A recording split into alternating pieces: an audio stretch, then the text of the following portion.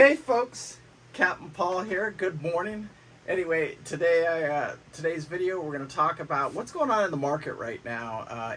Especially if you're out there shopping for that boat, or especially that vintage trawler type thing, or any type of boat. If you're looking for that loop boat or whatever. Next week's video, I'm going to get in a topic on how to save a lot of money, and maybe you should consider a consultant instead of hiring a buyer's broker type thing. We'll talk about that next week in next week's video.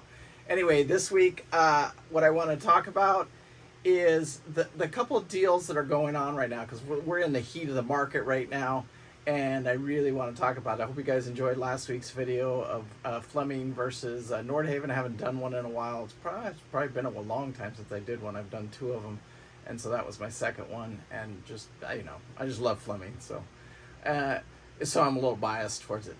Anyway, today's video, let's just really break down the market and what's in the market right now, because there is a lot of boats in the market and there's a lot of people in the market. And I'm going to talk about three buyers right now that are actually out there looking for boats, and a couple of them are getting close to closing on their boats.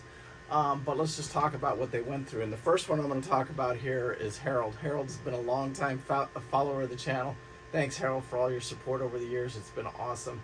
And it's also been awesome helping you make the decision and actually buy a boat. So, and congratulations, he did actually finally, after I think it was 3 surveys, he finally did buy a boat. But let's talk about some of these boats, because during this whole process, he just calls me and we just talk for a minute about anything. And again, we'll talk about this more in next week's video, about if you should have a consultant or not.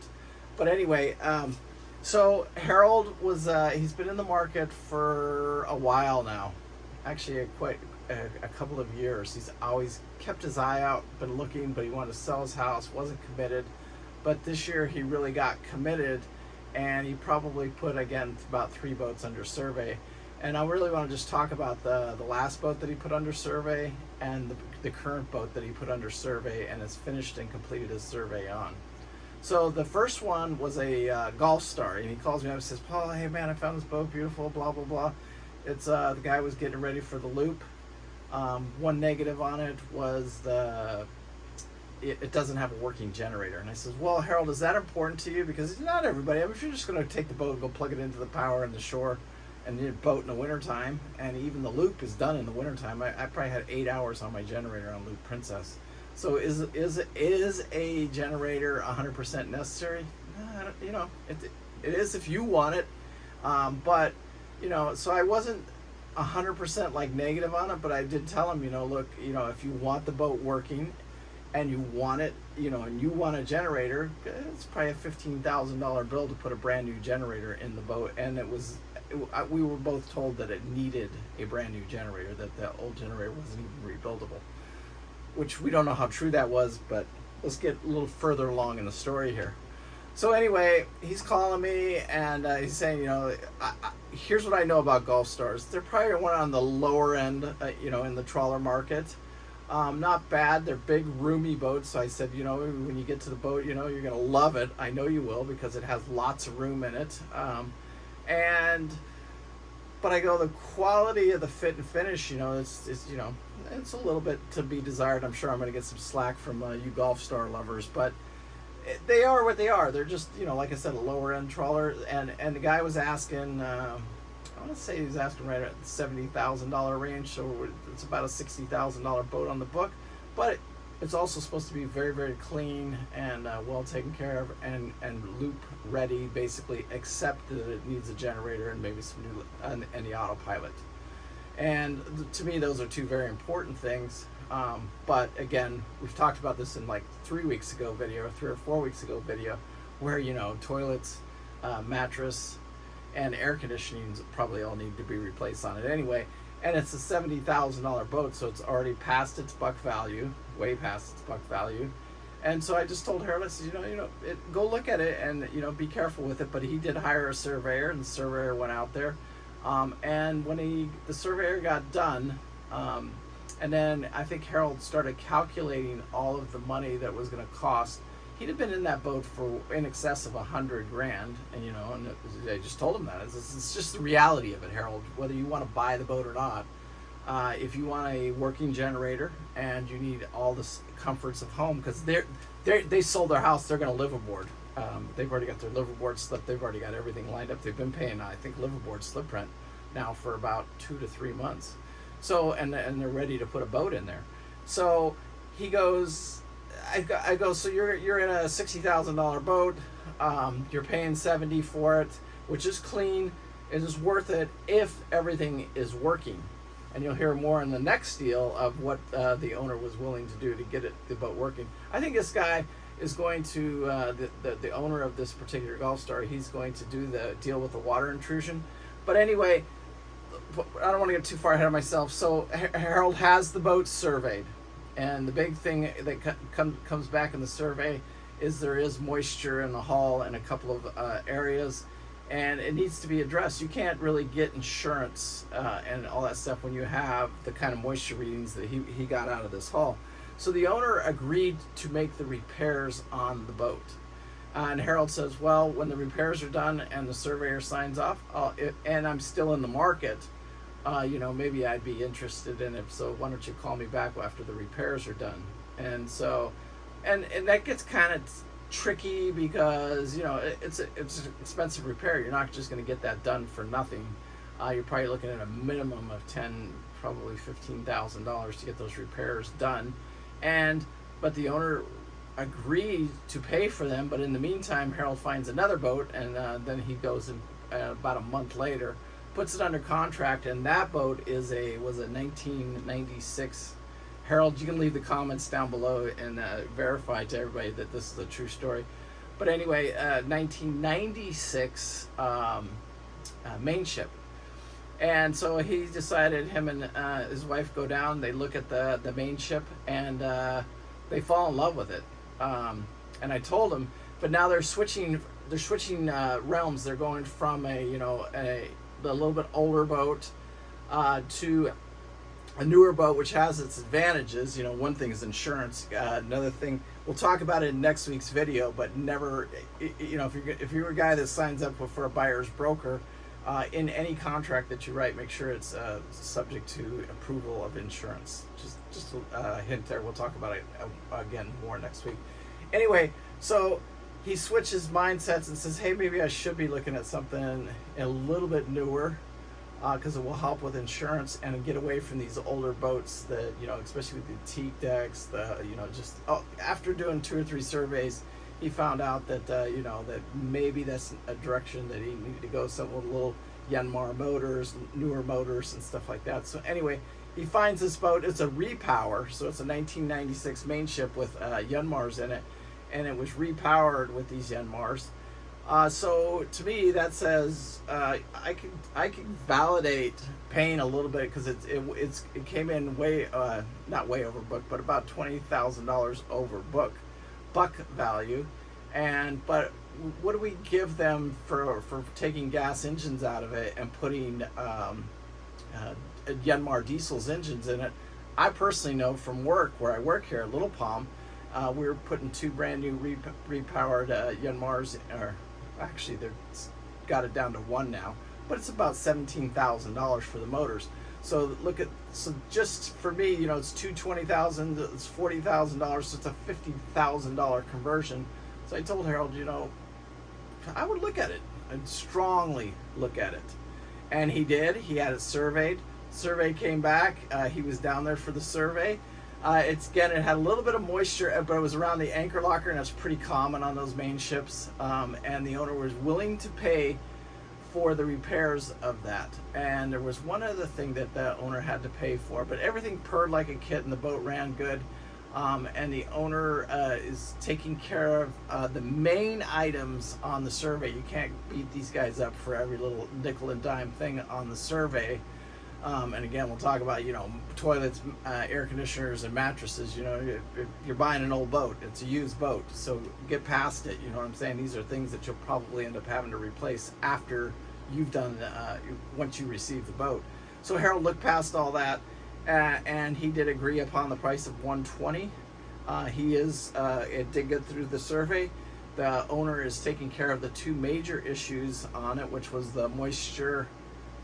Can't remember the other problem. There was one other problem, but again, it could have been the fire extinguishers were expired or something like that, and he needs that for insurance. And they agreed to make sure that they're all in date, and so they're taking care of those couple of items. And then Harold will close on that and take him his money, and then pick up the boat, and they can start moving it back. Harold's also spent a lot of money in expenses as far as, and he's also going to spend probably somewhere around that $3,000 or $4,000 range getting the boat from, I think it's in North Carolina. It's either North or South Carolina, and then he has to drive it back around over to Tarpon Springs. Harold lives in Tarpon Springs, so he's got to bring the boat around. So it'll cost him some money to get it around there. But I think he'll be happy with the boat, and I think he made a good choice with it. Anyway, so the next boat I want to talk about, this boat's, I've been dealing with Steve here. You guys see him in the videos. He actually comes down and visits every once in a while. You saw him out in the Dry Tortugas. He did Fort Myers, Dry Tortugas, and then over to Key West with us. And he's really has his heart set on actually a 4788 Bayliner. We've looked at several of them.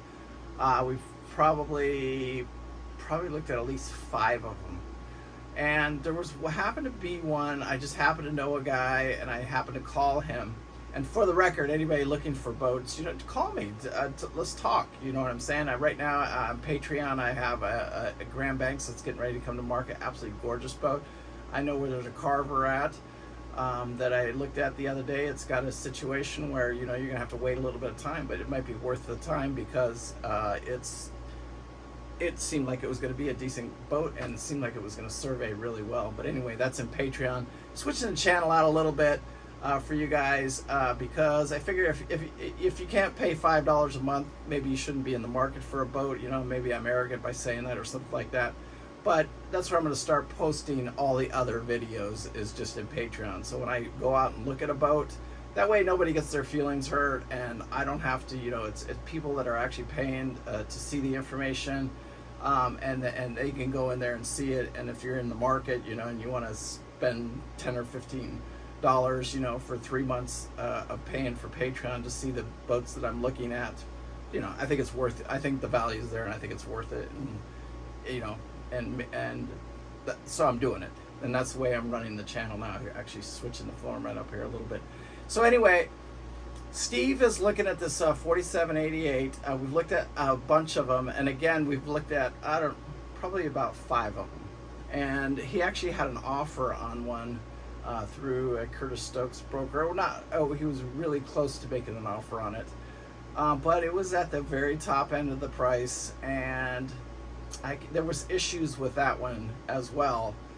Which any of these old boats, there's going to be issues, but the guy was stubborn on his price, and then it needed this and that, and so Steve says, what about the one that's down there in Gulf Shores? And I said, well, let's call him. So anyway, long story short is I got to talking to Jeff, and when Jeff and Steve were able to make a contract for this 4788 Bayliner, and the price was, I want to say, right around that $90,000 price range. And this one it's a little bit of a fixer-upper in a way. He's got it in the yard right now. The owner does, Jeff. He has it in the yard right now, and he was painting the hull and changing out the generator and doing, it's probably 3-year maintenance, what I would call it. Just a hard maintenance, getting the bottom done on it. He had the whole hull painted, so the hull looks brand new on it, and there was a reason for that. And one was, I think the back, there was a little bit of chipping on the paint, and then he didn't like that, and then they painted it, and it didn't match, so then he just ended up having the whole hull painted. But in the process of all of this, they went to go put it in the water and found Jeff, actually, the owner of the boat, actually found it. He goes, hey, it's got a leaking fuel tank. So that delayed the whole process. And Jeff had to actually have that fuel tank removed and a new fuel tank put in. So, and he has never said, hey, I need more money because I'm doing all this work. So then Steve hires the surveyor. Surveyor comes out and he says, hey, there's a couple more issues with the boat. But the big one is it needs these struts replaced, or one of the struts. And so that was all done. They get it ready to go put in the water. and then the surveyor comes in and does the inside survey before the water test, and he finds moisture in the stringers. And he goes, look guys, he goes, I'm not going to be strong or hard ass on this, but you're not going to get insurance on the boat. If I write it up right now, you're not going to get insurance on the boat ever, and you won't be able to resell the boat. And so the owner, it just happened that a guy that does that for a living was at the boatyard, and he actually went over and looked at it, and he goes, well, most of it's back here in the lazarette area. And he goes, what we do is we just cut the tops off, and then we have to go in there, we have to remove all of the old rotten board that's in there. He goes, it sounds horrible. He goes, but when you do it for a living, it's not that bad. And I can do it, I think he said, in about 3 weeks, and this was just last week. So I think that it's on the schedule, and Jeff has agreed to pay for that as well. So how much that costs and stuff like that, I'll have to, later on I'll give you guys a little update. Maybe I'll do a little Patreon when we finally close on that boat, and talk about it a little bit. But that's it. What the whole point of the story is, you had an owner that was selling the boat. He agreed on a fair price for the boat. And it's still, even at this, even with the hull painted, even with the fuel tank done, and now these stringers that are getting done, there's still a lot of work that needs to be done in this boat. It needs all brand new hoses. It still needs a ton of work. I mean, I told Steve, I said, you're going to be in this boat for nothing less than $130,000-$140,000 when you get done with it, and it's up to your standard. And Steve knows that, and so does the owner knows that. But you got two parties that are agreeing. You got you got a party that knows, he's there. He's living it. He's the one that's project managing it and running the boat. It's been sitting on the hard for about 6 months, and so he knows all the issues with the boat. Now, whether he wants to pay for them or whether he just says screw it and doesn't, that's a whole nother thing. You can't make somebody do something they don't want to do. But this happens to be a guy that's a stand-up guy and says, you know what, you can't buy the boat like that. You can't buy it with these stringers like that. So I'm going to have to fix them. Whether he sells it to Steve or not, he's still got to fix the boat. So anyway, the boat deal keeps moving forward. I'll keep you guys posted on it.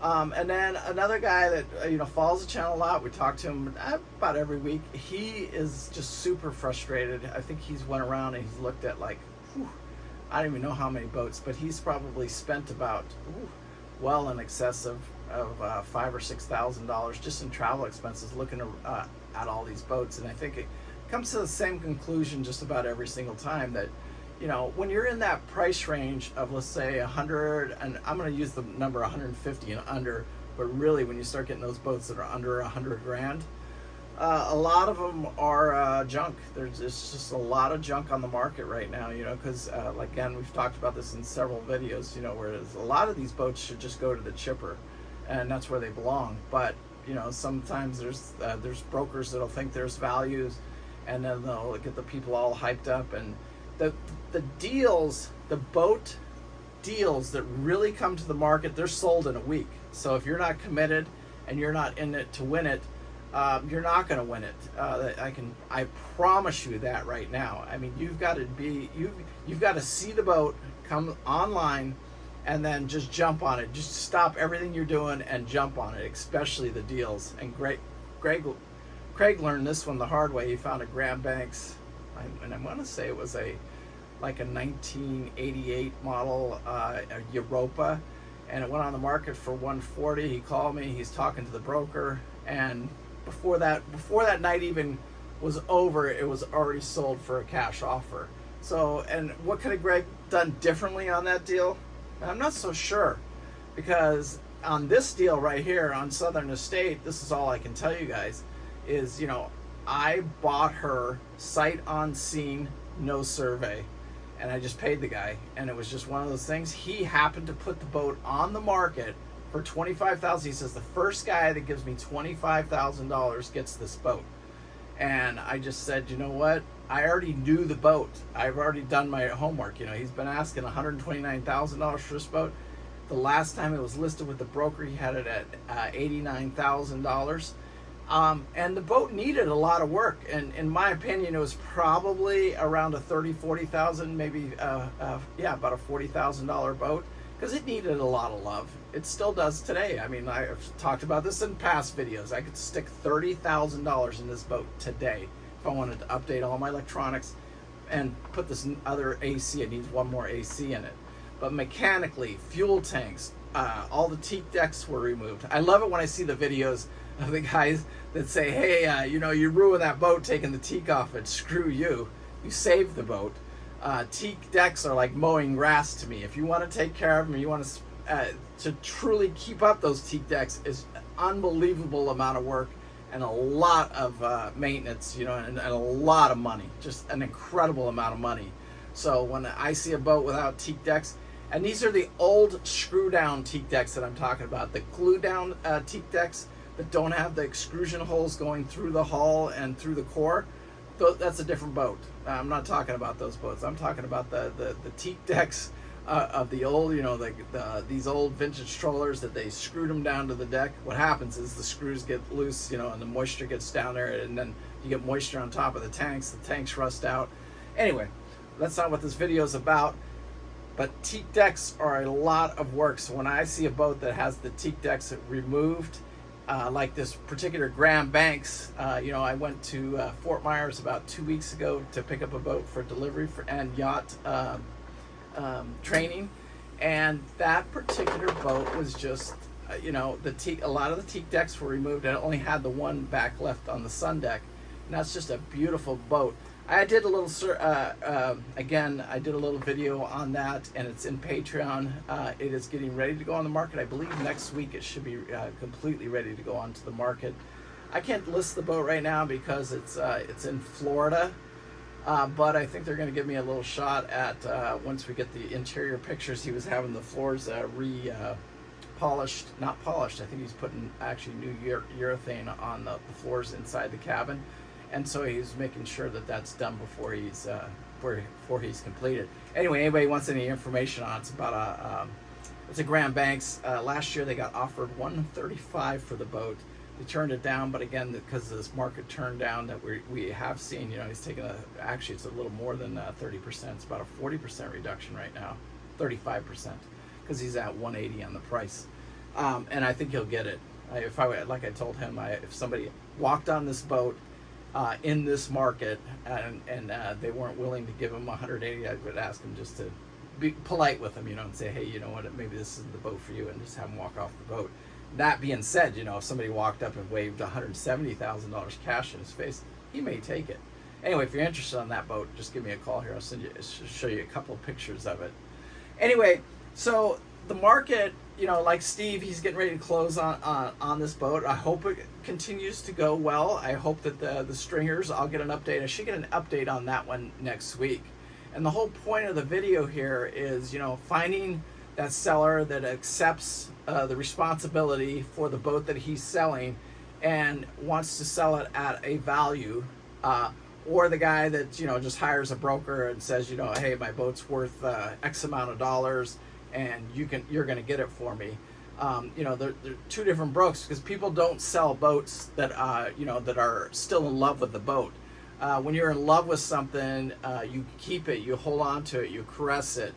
But when you're have fallen out of love with it and you want to put it on the market, but you still love your money, you know, you may have to ask a little bit more than the boat is worth.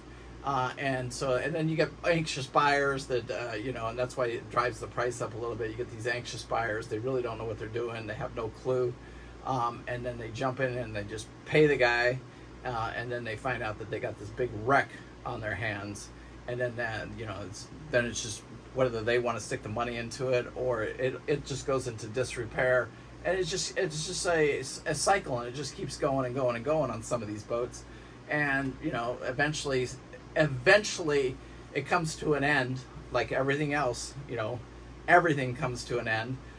When that time comes, then the guy that got it the final time, you know, he's just done whatever he paid for the boat. You know, if he paid too much for the boat, let's say he paid for a $60,000 boat and he paid $120,000, there's nothing you can do about that. I mean, you're done. The dishes are done. Uh, you know, you made a mistake. That's all I can say about it. But in this market, I don't want you to be scared. I don't want you to, run. You've got to fight it head on. There's no broker that's going to find you a boat. You're going to have to go out and find your own boat, whether Marketplace, Craigslist, Yacht World, Yacht Trader, Boat Trader, sorry. You got to get on there every single day. You've got to look at it, and you've got to hustle. You got to be the first one on that boat, and you got to be committed to jump on an airplane. You got 15 minutes to jump in your car and go look at that boat, or you're not going to get the boat. And you got to really know what you're looking at so that you don't waste a lot of time, because I would say Craig, which is who we were talking about now, like I said, he's probably got $10,000 in travel expenses. But trying to convince a guy like that, he's like got his mindset that he wants this boat, and he wants to pay under $100,000 for it, and he wants this perfect boat. Well, that perfect boat doesn't exist. And when you're dealing with junk like that, and I would say the junk market is, like I said, 150,000 and under, and even at 150 and over, it can be junky, but it starts getting less junky, in my opinion, and this is just my opinion only. Anyway, have a great week this week. I hope you guys are appreciating the videos and the floor mats and the stuff that and how I'm changing the channel here. Also, like I said, next week I'm going to talk to you, and those guys that want to save money. I'll tell you how to do it. Whether you listen or not, that's up to you. But if you hire a consultant, sometimes they can broker the deal, and even through a broker, and it can save you a ton of money. Anyway, peace out. Make sure you hit that like and subscribe, share it with your friends, and thank you so much. Anybody that needs any yacht training or want to come out to Southern State, we got Smiley coming out, I think at the end of this month. He's going on a cruise down there in Florida. Thank you so much. He's going to come out and we'll spend a half a day with him and show him the boat and just talk about the lifestyle and stuff like that. Anyway, peace out. Thank you guys. Bye.